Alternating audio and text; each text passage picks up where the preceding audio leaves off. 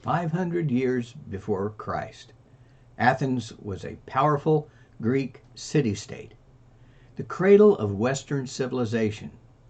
It was a home to Plato's Academy and to Aristotle's school. It was the city of Pericles and Demosthenes and Socrates and Sophocles and Euripides, the thinkers whose ideas shaped the world for centuries and still influence the world today. But that was the glory of ancient Athens. By the time Paul arrived in Athens, it was no longer a powerful city-state. It was no longer the political hub of the empire. Under the Roman Caesars, Corinth had become the commercial and political center of Greece.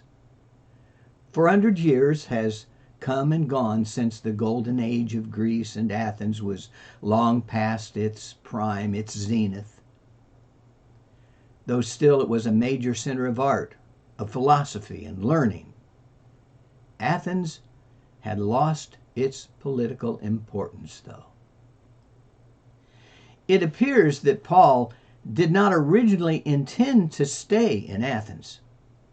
His real object was Corinth, which was the political capital. For Paul followed a strategy of establishing churches in areas where their influence would have the effect of reaching out to the surrounding regions. Paul had left Berea in the company of certain unnamed Christians. So these men escorted Paul to Athens, and they then returned to their home in Berea. And when they returned, they had a message from Paul asking that Silas and Timothy come and join him in Athens as soon as possible. So here we have Paul waiting alone in Athens, and Luke tells us what happens next. You'll find this in Acts 17, and we will begin reading with verse 16. Now, while Paul was waiting for them in Athens, his spirit was stirred in him when he saw the whole city was given to idolatry. Therefore disputed he in the synagogue with the Jews and with the devout persons, and in the market daily with them that met with him. Then certain philosophers of the Epicureans and of the Stoics encountered him, and some said, "What will this babbler say?" Others, some said, "He seems to be a setter forth of strange gods, because he preached unto them Jesus and the resurrection." And they took him and brought him into the Areopagus, saying, "May we know what this new doctrine whereof thou speakest is? For thou bringest certain strange things to our ears. We would know therefore what these mean." For all the Athenians and strangers which were there spent their time in nothing else, but either to tell or to hear some new thing.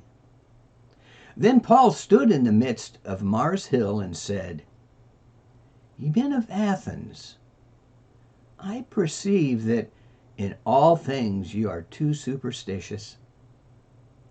For I passed by and beheld your devotions. I found an altar with this inscription, to the unknown God, whom therefore ye worship, but him declare I unto you." So Paul was waiting in Athens, and he was sightseeing as a tourist would. And Athens is a site of the great temples of the Acropolis, which is crowded with the Pantheon and so many other beautiful, beautiful buildings. There were theaters, and there were marketplaces and gardens. And as the apostle walked around the city, he saw literally hundreds of statues and shrines to the many Greek gods, false gods worshipped by the Athenians. Now, Luke tells us that Paul's spirit was troubled when he saw the idolatry of Athens. And that Greek word used here is a word from which we get our word paroxysm, meaning a irritant to the point of violent emotion. It was compared to the paroxysm of coughing, for instance, that comes with an asthma attack. Paul felt an intense paroxysm of the Spirit as he saw this city that was totally and completely given over to idolatry. Now his anger and his frustration was with the idols and with the worship, and he loved the people, though. He felt for them. He was angry at the worship of these idols. The citizens of Athens, you see, had never heard of the living God. In fact, the presence of so many idols revealed that the people of Athens, they really did have a deep spiritual hunger. Although this hunger was expressed in idolatry, and it represents a tragic distortion of our human longing and desire for faith and to know God. Faith in false gods offers only darkness and superstition. So in response to the delusion he saw all around him in Athens, Paul began to preach the soul-delivering truth of Jesus Christ and Him crucified, and Him resurrected and able to save. There were a few groups that Paul spoke to in Athens. The first he spoke to were those that were in the synagogue, and that was his custom. And it was there he spoke to the religious people, the Jews and the devout Gentile converts. Like Paul, they hated the idolatry of the city, but it appeared they could do nothing about it. But Paul preached the gospel to them, and yet it had little effect on them. There was another group, a second group. He went to the ordinary citizens of the city, and he met them in the agora, which is the marketplace of Athens. He preached to tradesmen, to shopkeepers, just to ordinary customers who were walking about doing their business. He spoke to crowds, and sometimes he spoke to individuals. Of course, most of them were like people today. They're too busy buying and selling to stop and hear Paul's message. Then there was this other group. He went to the philosophers, the intellectual elite of the city. There are two specific kinds of philosophers that are mentioned here. One is the Epicureans, and the other the Stoics.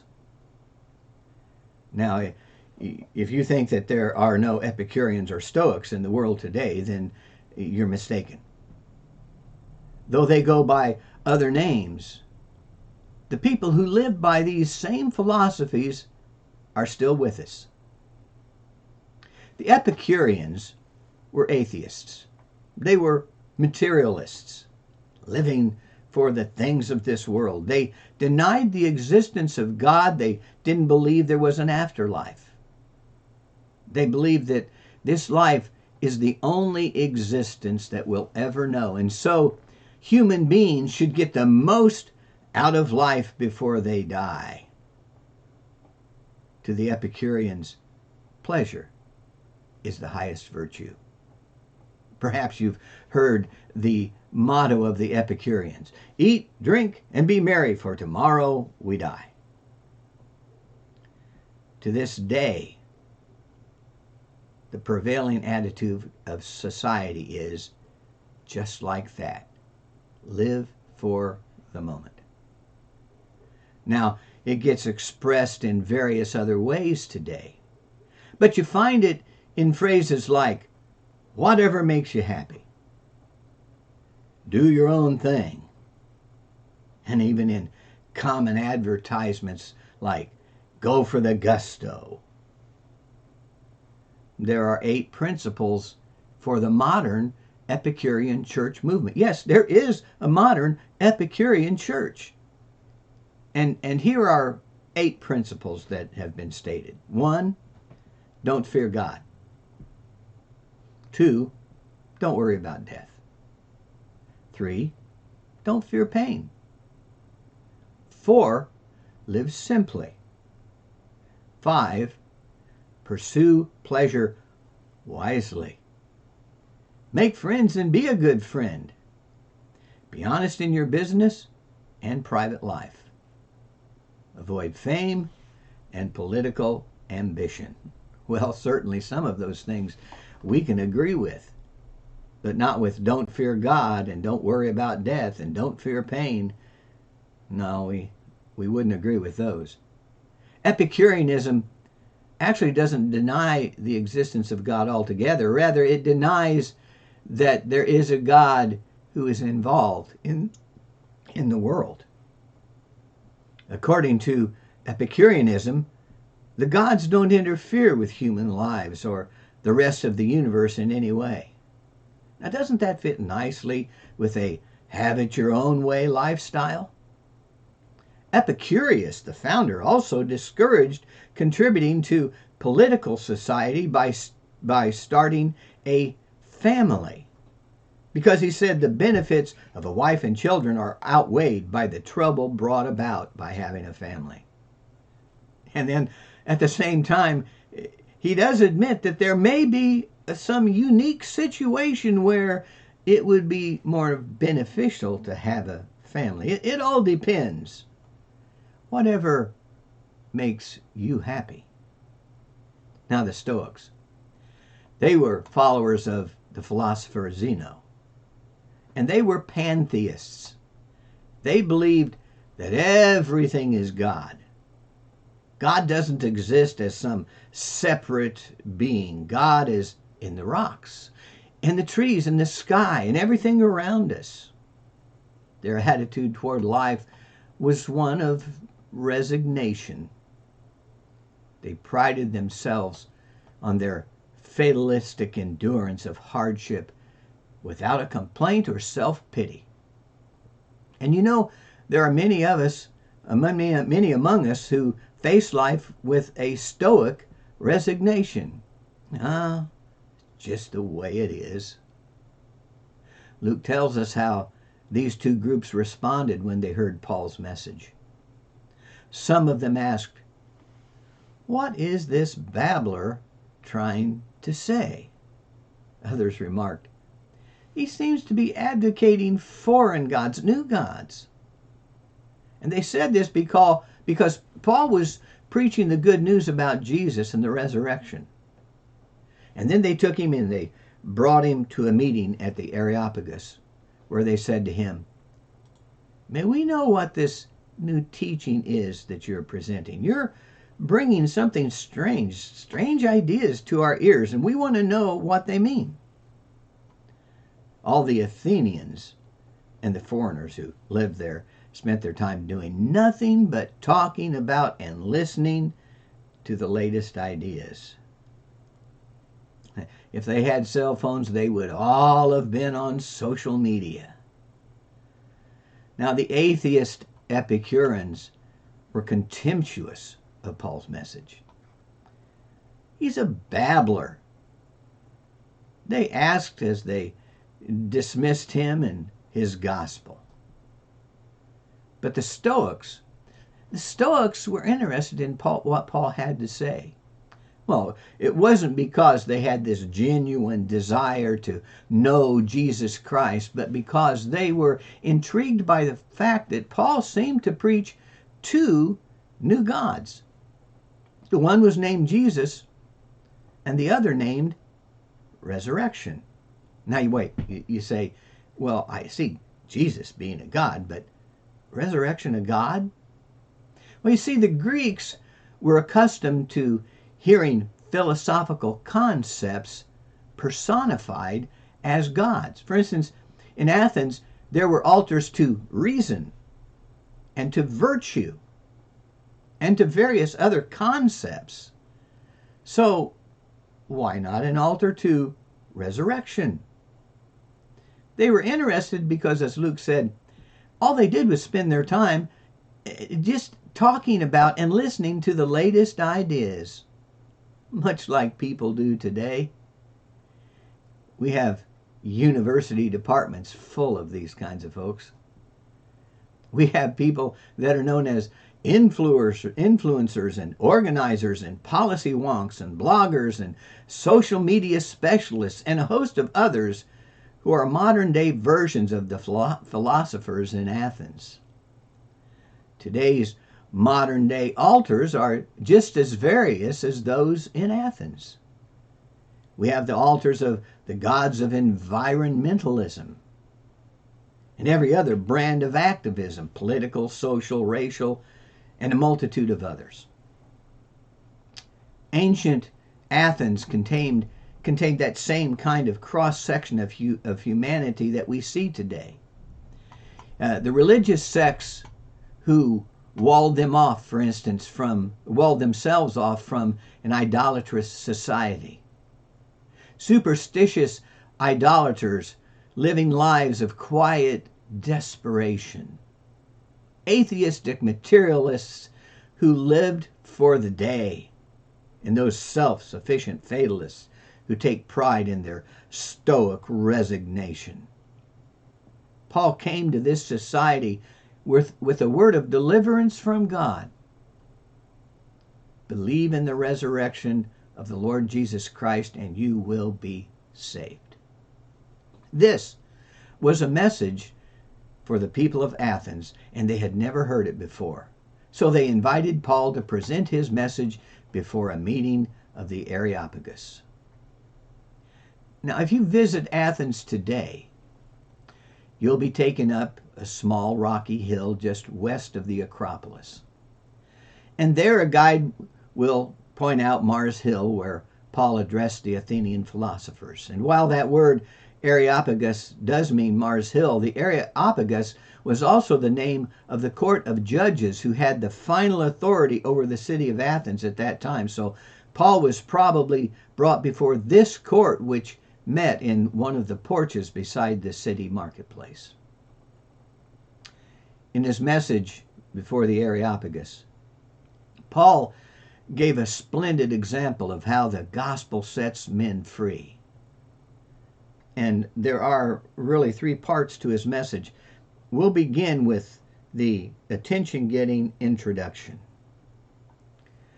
Paul stands up in the meeting of the Areopagus and says, "Men of Athens, I see in every way that you are very religious. I've walked around and looked carefully at the objects of your worship. Why, I even found an altar, actually many of them, addressed to the unknown God." Now, what you're worshiping at those altars is something unknown. But I'm going to proclaim to you that unknown God. Note the graciousness of Paul's words. He didn't simply denounce the Athenians for their idolatry. He said, "I know that you're looking for something." You see, in fact, he complimented their interest in spiritual things. He said, in effect, I've walked around your city. I can see that you're very religious people. The Greek word used here in the text was a compound word that literally means God-fearers. Paul isn't saying that the Athenians fear the one true God, but he's saying that they fear lesser gods and spirits. And in any case, the Athenians understood that he was complimenting them for having a consciousness of and a capacity and a hunger and a desire for the things of God.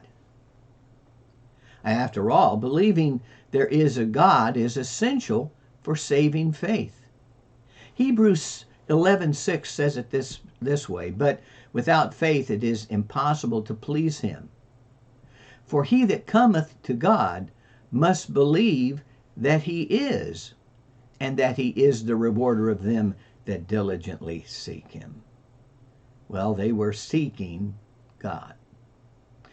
He went on to say, in effect, while walking around your city, that one particular altar I found dedicated to the unknown God is most fascinating. In fact, I found several of these altars in Athens.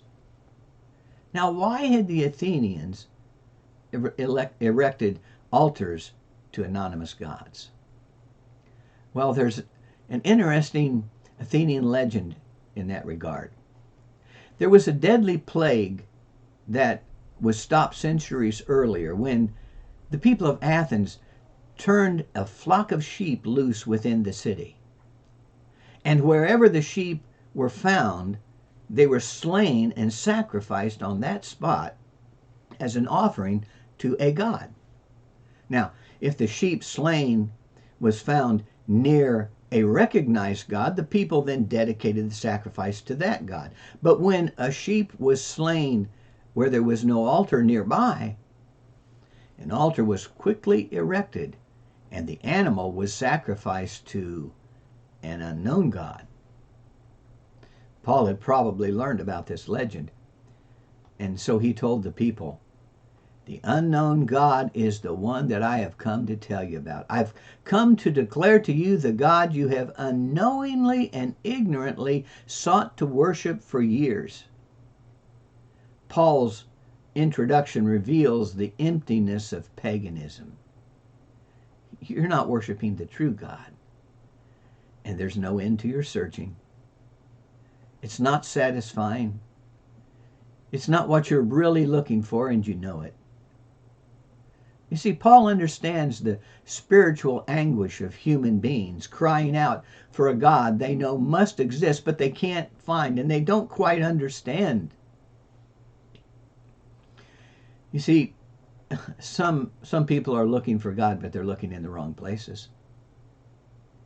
Some are looking for the wrong thing, supposing that whatever it is they're looking for as a substitute for God will ultimately be what they want. And even if they get it, they find out after they do that it's not what they wanted.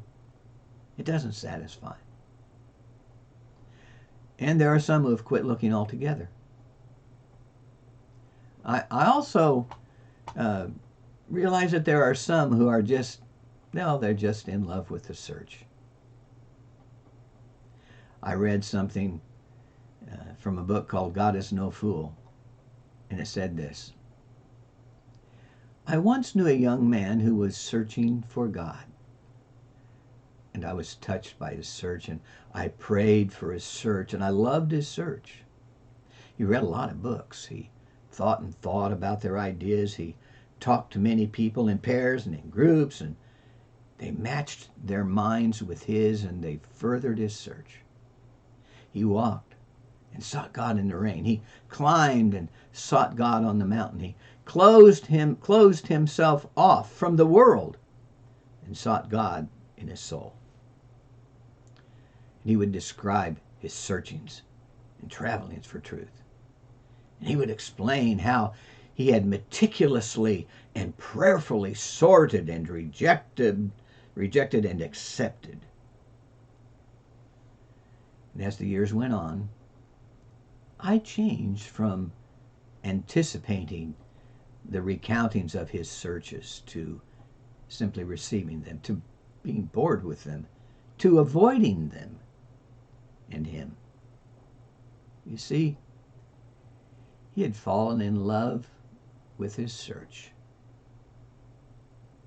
God just isn't that hard to find. Well, let me say to you, whether you're looking in the wrong place, for the wrong thing, have stopped looking altogether, or are in love with the search, God just isn't that hard to find. Let's pray. Lord, You're as close as a prayer. Help the one who's lost in the search, the one who is weary of the search or has given up the search. Help them, Lord, to find you just now. Lord, help us each to reach out in prayer for Jesus and find him. He's not far away from any one of us. Amen.